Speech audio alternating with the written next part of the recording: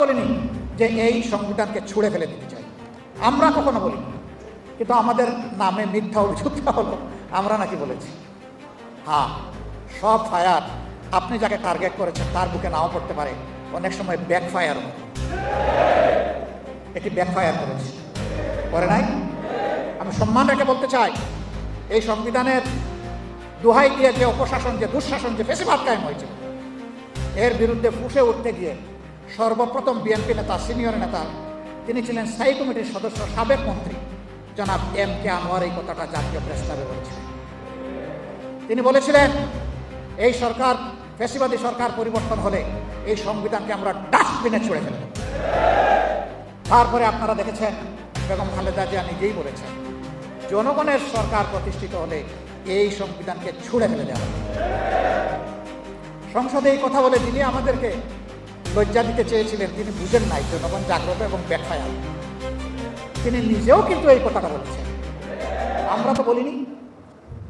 এগুলা দিয়ে জনগণকে বিভ্রান্ত করা যাবে না। আমরা কথা বলি দায় এবং দরদ নিয়ে, আমরা কথা বলি দেশপ্রেম নিয়ে। আমরা দায়িত্বহীন কথা বলা পছন্দ করি না। তারপরে আমরা মানুষ, ভুল ত্রুটি আমাদের হয়ে গেলে আমরা প্রকাশ্যে ক্ষমা চাই, এটাতেও আমরা কুণ্ঠিত হই না। সম্মানিত বন্ধুগণ, আমি মহান আল্লাহর দরবারে তৌফিক চাই, ন্যায্যতার ভিত্তিতে, ন্যায়ের উপর, সত্যের উপর, ইমানের উপর, দেশপ্রেমের উপর, জনগণের অধিকার আদায়ের রাস্তার উপর আল্লাহ যেন আমাদেরকে অটল থাকার তৌফিক দান করেন। আমরা আগেও অন্যায়ের সাথে কোনো কম্প্রোমাইজ করি নাই, এখনো কোনো অন্যায়ের সাথে কম্প্রোমাইজ করব না। সরকার যদি ভালো কাজের উদ্যোগ নেয় সমর্থন দিব, সহযোগিতা করব। সরকার যদি আবারও জনগণের রায়কে খুন করতে চায়, জনগণের অধিকার হরণ করতে চায়, কেড়ে নিতে চায় এবং দুঃশাসন চালাতে চায়, অতীতে যেমন কষ্ট করে লড়াই করে গিয়েছি এবং তার একটা পরিণতি এবং ফল আমরা পেয়েছি, আগামীতেও এই লড়াই আবার নতুন করে শুরু হয়ে যাবে ইনশাআল্লাহ। আমরা ওটা চাই না।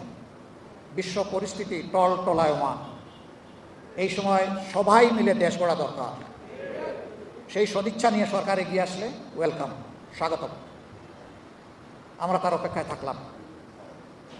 গণভোটকে অগ্রাহ্য অমান্য করার কারণে আর জ্বালানির বাজারে বিশৃঙ্খলার প্রতিবাদে আগামীকাল ইনশাআল্লাহ ঢাকায় আমাদের আন্দোলনের প্রথম কর্মসূচি বাস্তবায়ন হবে। আমাদের কর্মসূচি হবে নিয়মতান্ত্রিক, আমাদের কর্মসূচি হবে ইস্পাত কঠিন। আমরা ভায়োলেন্সে বিশ্বাস করি না, কিন্তু আমাদের বিরুদ্ধে কেউ ভায়োলেন্স করতে আসলে আমরা ইস্পাতের মতো হয়ে যাব। দেশবাসীকে আমরা আহ্বান জানাবো,